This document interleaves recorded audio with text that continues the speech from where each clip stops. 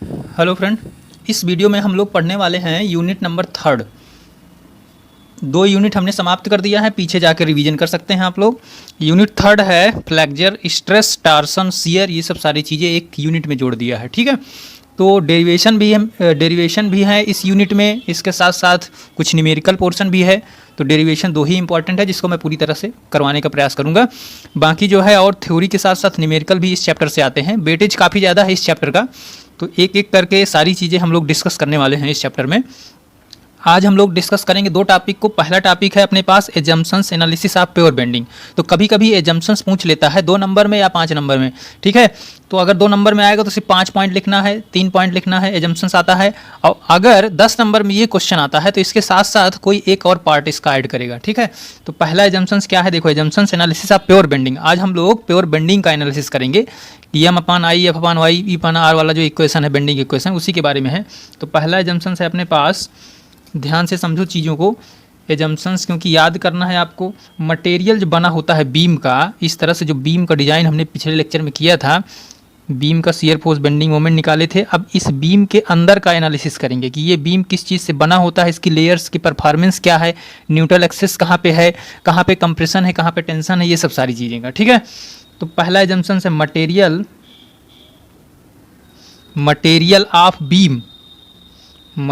Of beam is homogeneous. मतलब beam जिस material से बना होगा वो होमोजीनियस मटेरियल कहलाएगा। ठीक है, एंड यहाँ पे एक चीज़ और जोड़ सकते हो, आइसोट्रॉपिक। तो होमोजीनियस का मतलब है जब मटेरियल एक ही चीज़ से मिल करके बना होता है तो उसे होमोजीनियस बोला जाता है, कास्टिंग अगर एक ही चीज़ से हुई है। और आइसोट्रॉपिक का मतलब होता है कि इसकी इलास्टिक प्रॉपर्टी सभी डायरेक्शन में सेम हो तो उसे आइसोट्रॉपिक बोला जाता है। ठीक है, तो पहला जंक्शन समझ में आ गया, material of beam is homogeneous and isotropic. ठीक है, दूसरा जंक्शन ये है कि loading within elastic limit. आप जो भी इसमें लोड आएगा वो इलास्टिक लिमिट के भीतर आएगा। मतलब अगर इसमें W लोड आ रहा है बीम में तो ये बेंड करेगा कुछ इस तरह से, तो बेंड अगर लोड हटा दिया जाए तो ये अपनी पोजीशन पे आ जाएगा। ठीक है, loading within elastic limit, दूसरा एजम्पशन हो गया। तीसरा एजम्पशन ये है अपने पास, magnitude of Young modulus, magnitude of Young's modulus को ई से रिप्रेजेंट करते हैं, is same in tension and compression.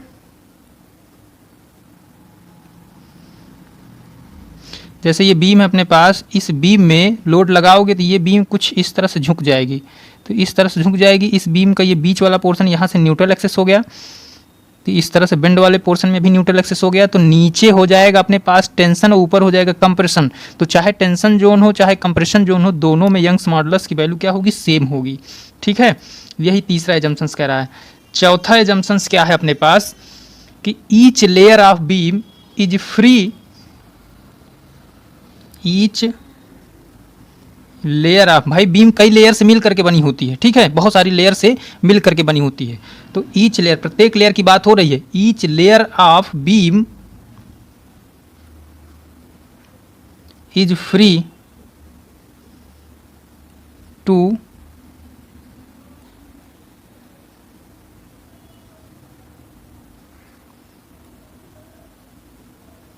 Contract.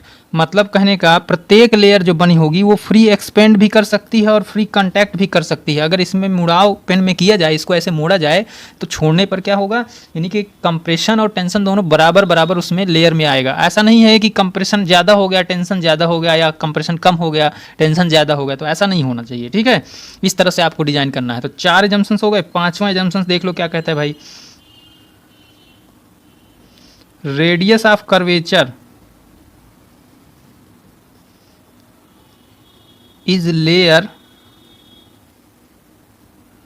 as compare to cross section of beam, radius of curvature is, ये लेयर नहीं लार्जर होगा, radius of curvature is larger as compare to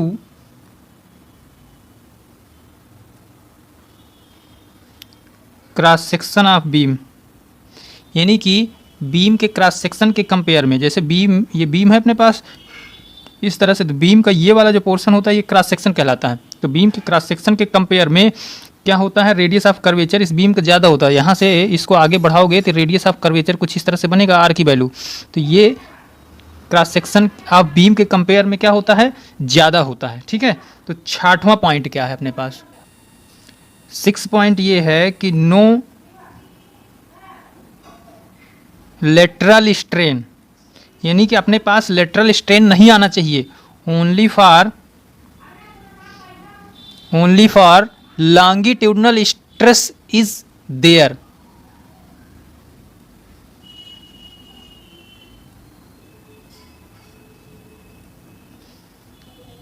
जब भी आप बीम का डिजाइन करोगे उसमें लेटरल स्ट्रेन की वैल्यू को निगलेक्ट कर लिया जाएगा, जबकि लॉन्गिट्यूडनल स्ट्रेस की वैल्यू को हम कंसीडर करेंगे। ठीक है, तो इस तरह से आपको 5-6 एजम्पशंस जो मैंने बताया इतना लिख दोगे सफिशिएंट है, कोई दिक्कत नहीं है। ठीक, अब हम लोग थोड़ा सा एक डेरिवेशन देख लेते हैं।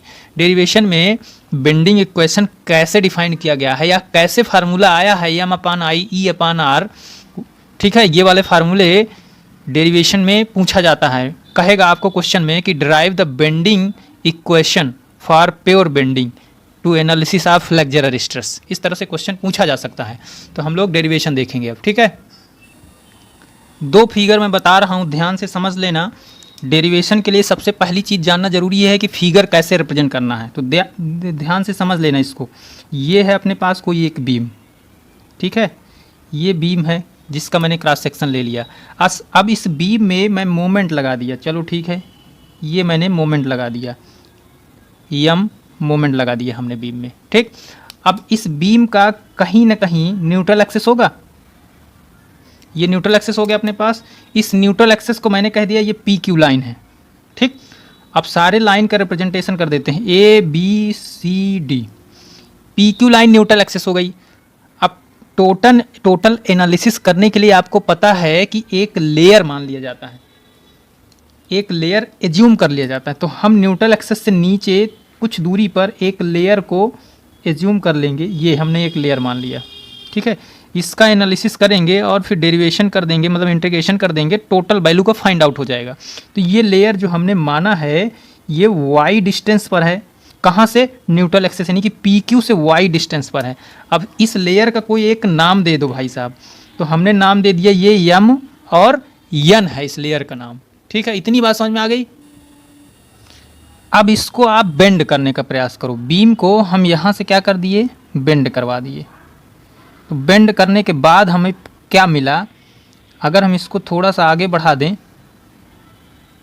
ये हो गया, तो कहीं ना कहीं ये एंगल बनेगा थीटा और इसकी रेडियस क्या हो जाएगी, ये है, इसमें भी भाई न्यूट्रल एक्सिस होगा। ध्यान रखना इस बात को, न्यूट्रल एक्सिस वह एक्सिस है जहाँ से टेंशन और कंप्रेशन को डिफाइन किया गया है। मतलब न्यूट्रल एक्सिस में टेंशन और कंप्रेशन की वैल्यू सेम आएगी। मतलब वो लेयर चाहे स्ट्रेट वाली बीम हो चाहे बेंडिंग वाली बीम हो, वहाँ से न्यूट्रल एक्सिस की वैल्यू दोनों में सेम आएगी, लेंथ दोनों की क्या होगी, सेम होगी। इस बात को ध्यान रखना हमेशा।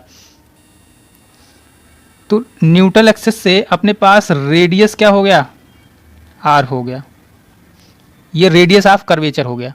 ठीक, अब यहाँ पे भी वो लेयर होगी जो आपने कट किया था यहाँ पे, तो भाई वो लेयर हमने यहाँ पे भी देखो बना दिया आपके पास। ये लेयर कितनी डिस्टेंस पर थी, y डिस्टेंस पर थी। कहाँ से, न्यूट्रल एक्सिस से, ये न्यूट्रल एक्सिस से y डिस्टेंस पर थी। अब एक बात बताओ, ये पॉइंट A' हो गया, हमने यहाँ पे AB माना था, यहाँ पे A' B' हो गया, क्योंकि ये लंबाई बढ़ गई कि नहीं बढ़ गई। इसी तरह से ये लंबाई कुछ घटी होगी तो ये हो गया C' D' हो गया अपने पास। लेकिन मैंने अभी बताया कि न्यूट्रल एक्सिस की जो भी लेंथ होगी वो इस लेंथ के बराबर ही होगी, यानी कि PQ इसमें लंबाई जो है, तो यहाँ पे न्यूट्रल एक्सिस P' और Q' हो गया, यानी कि न्यूट्रल एक्सिस सेम है भाई साहब, उसकी लेंथ में कोई परिवर्तन नहीं हुआ। इसका मतलब आपने इन दोनों फिगर से ये सीखा कि यहाँ पे लेंथ जो PQ है न्यूट्रल एक्सिस की, PQ इज इक्वल टू ये लेंथ MN के बराबर होगा। भाई उसी के समान ही वाई डिस्टेंस, बस वाई डिस्टेंस दूरी आपने ले लिया है इस लेयर में एक थिकनेस कट करके, तो एम एन के इक्वल टू होगा, ठीक है। और यही distance P dash Q dash के इक्वल टू होगा, पी डैश क्यू डैश इसकी न्यूट्रल एक्सिस जो कर्वेचर बना रहा है। तो ये तीनों लेंथ बराबर होंगी एक तरह से, ठीक है, इस बात को ध्यान रखना, यहीं से चीज़ें निकल के आएंगी। तो हमें स्ट्रेन निकालना है, सबसे पहले स्ट्रेन निकालना है, किसमें, इन स्ट्रिप में, जो भी आपने स्ट्रिप माना है। तो स्ट्रेन का फार्मूला हमें पता है कि change in length divide by original length होता है स्ट्रेन। तो चेंज इन लेंथ का क्या मतलब है, यम डैश और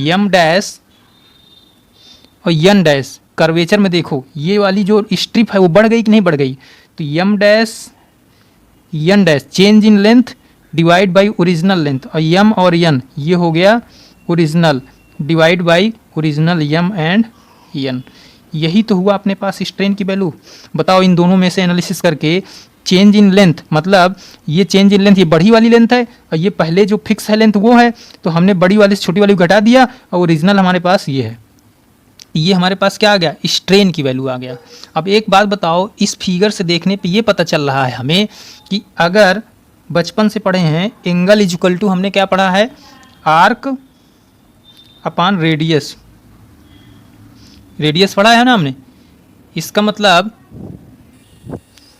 इस ट्रेंगल को देखने पर, इस फिगर को देख के आप बताओ यम डैश यन डैश एक आर्क बना रहा है कि नहीं बना रहा है। तो अगर इस आर्क की हमें वैल्यू चाहिए तो ये वाला फार्मूला लगा देते हैं, एंगल इज इक्वल टू होता है आर्क बाई रेडियस। तो आर्क हमें चाहिए तो रेडियस और एंगल का मल्टीप्लाई कर दो। तो यहाँ से यहाँ तक रेडियस कितना है लेयर का, आर न्यूट्रल एक्सिस का है और वाई और जोड़ दो तो यहाँ आप पहुँच जाओगे इस लेयर में। तो यहाँ से हम ये कह सकते हैं कि यम डैश यन डैश की जो वैल्यू आएगी उसमें आर प्लस वाई ये हो गया अपने पास रेडियस, और इस रेडियस में अगर थीटा से मल्टीप्लाई कर दें एंगल से तो निकल जाएगा ना यम डैश यन डैश की वैल्यू। तो जब यन डैश यम डैश की वैल्यू इतना हो गया तो यम और यन की वैल्यू कितना हो जाएगा, अगर ये लेयर इसमें चेक करोगे तो सीधी सी बात है ये हो जाएगा आर इंटू थीटा हो जाएगा। ठीक है, इतनी बात समझ में आ गई। तो इन दोनों की वैल्यू आप यहाँ पे पुट कर दो उठा के यहाँ पे, तो स्ट्रेन की वैल्यू एग्जैक्ट आ जाएगी अपने पास। इतनी बात समझ में आ गई। चलो पुट करके देख लेते हैं क्या आएगा। ये देखो हमने पुट कर दिया स्ट्रेन की वैल्यू, यहाँ पे यम डैश यन डैश और यम यन की वैल्यू मैंने रखा, तो R plus Y theta minus R theta upon R theta. इसको सॉल्व करोगे आप तो वाई बाई आर आएगा, आर थीटा कट जाएगा यहाँ पे, यानी कि थीटा थीटा कॉमन ले लो यहाँ से कुछ वैल्यू, तो जो भी बचेगा वो बचेगा क्या अपने पास, वाई बाई आर बचेगा। तो स्ट्रेन की वैल्यू ई की वैल्यू आ गई, आपने इस कर्वेचर और सिंपल बेंडिंग इक्वेशन से निकाल लिया एक रिलेशन कि इसमें स्ट्रेन कितना आएगा, वाई बाई आर आएगा। ठीक है, इतनी बात समझ में आ गई। आपने पीछे निकाला कि strain is equal to Y by R, ठीक है, लेकिन एक इक्वेशन पढ़ा है आपने कि modulus of elasticity is equal to stress upon strain होता है। तो यहाँ से इक्वेशन एक और बना सकते हो कि stress upon modulus of elasticity भी स्ट्रेन के बराबर होगा। तो क्यों ना इन दोनों को इसके बराबर कर दें। ऐसा इसलिए बराबर कर रहे हैं क्योंकि इसमें बेंडिंग को मतलब बीम को मोड़ने के बाद ओरिजिनल पोजीशन में स्ट्रेन, बीम के जस्ट पहले का स्ट्रेन दोनों का बराबर है, क्योंकि अभी हमने एजम्पशंस में ये चीज़ पढ़ा था। ठीक है, कि मटेरियल इज ए होमोजीनियस और each layer of beam is free to extend or contact. ठीक है, तो यहाँ से हम दोनों क्या कर लेते हैं, बराबर कर लेते हैं। तो stress upon Y is equal to E by R. ये लो भाई, इक्वेशन नंबर फर्स्ट ही बन गया। अब ये कहाँ से आ गया, इन दोनों को बराबर कर लो। यहाँ पे हम बता देते हैं Y by R is equal to sigma by E. अब इसको इधर उधर मल्टीप्लाई कर दो, हमें लिखना है ई बाई आर, तो इसको इधर कर लो, इसको इधर ला दो, सिग्मा बाई वाई। ठीक है, तो ये हमें एक रिलेशन पता चल गया। अब देखो दूसरा रिलेशन कैसे आएगा। फोर्स इज इक्वल टू, आप क्या जानते हो, stress into area. Force is equal to stress into area हमने पढ़े हैं। ठीक है, अब स्ट्रेस को इस चीज़ से रिप्रेजेंट करते हैं सिग्मा, और एरिया हम पहले एक स्ट्रिप का मान लेते हैं। ये हमारे पास बीम का क्रॉस सेक्शन है, तो एक स्ट्रिप मान लेते हैं कि हमने एक स्ट्रिप का हमको एरिया चाहिए, तो डी ए थिकनेस का एरिया हो गया, डी ए एरिया हो गया। ठीक है, अब स्ट्रेस इज इक्वल टू हम लिख सकते हैं क्या, ई बाई आर। इस फार्मूले से stress is equal to E by R लिख सकते हैं, मल्टीप्लाई कर दो वाई का यहाँ से। और DA थिकनेस तो है ही है। इतनी बात समझ में आ गई। फोर्स निकल गया। अब फोर्स के बाद अगर हम मोमेंट निकालना चाहें उसी बीम में, तो मोमेंट इक्वल टू क्या होता है, फोर्स इंटू परपेंडिकुलर डिस्टेंस होता है।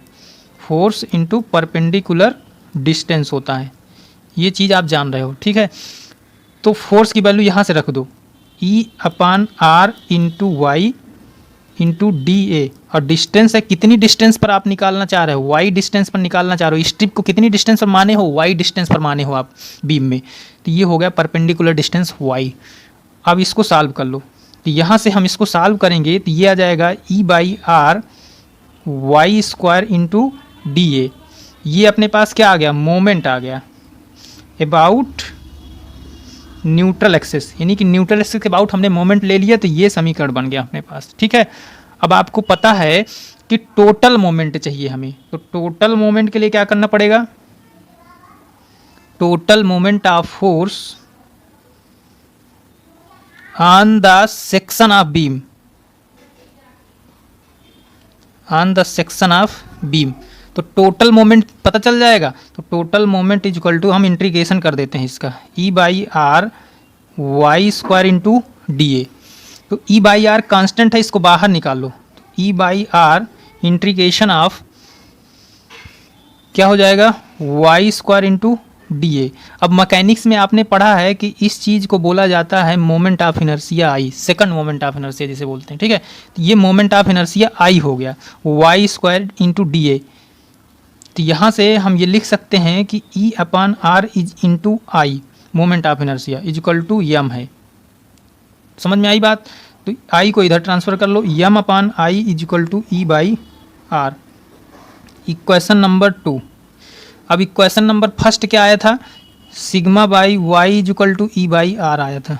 तो इक्वेशन नंबर फर्स्ट और इक्वेशन नंबर सेकंड, इन दोनों से आप ये कह सकते हो कि m/I is equal to E/R is equal to sigma by Y.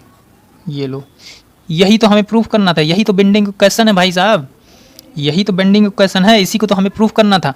तो इस तरह से आपको डेरिवेशन करना है, समझ लो चीज़ों को, ये क्वेश्चन आता ही आता है। एक बार नहीं, 2 बार देखना, 2 बार ना समझ में आए 3 बार देखना, 2-3 बार देख लोगे। बहुत बड़ा वीडियो नहीं है, बहुत छोटा कॉन्सेप्ट मैंने लिया है ताकि आपको इजी वे में समझ में आ जाए। इसीलिए मैंने स्ट्रेस से ही शुरू किया है, मतलब जो पिछले यूनिट में हमने पढ़ लिया है बेसिक फार्मूला, उसी से हमने डेरिवेशन किया है, तो कॉम्प्लिकेटेड ना लगे आपको, ठीक है। इतना ही करना है, सफिशिएंट है, याद रखना ये क्वेश्चन आता है, ठीक है। तो अगले कॉन्सेप्ट सीखेंगे हम लोग अगले वीडियो में, तब तक के लिए आप लोग इतना रिवीजन करिए। अगर आपको लगे कि मैं स्लो स्पीड से पढ़ा रहा हूँ तो आप वीडियो को बढ़ा करके देख सकते हो, ठीक है। वीडियो को लाइक कर दिया करो यार, थोड़ा मेहनत लगती है। तो मिलते हैं अगले वीडियो में, तब तक के लिए ओके बाय।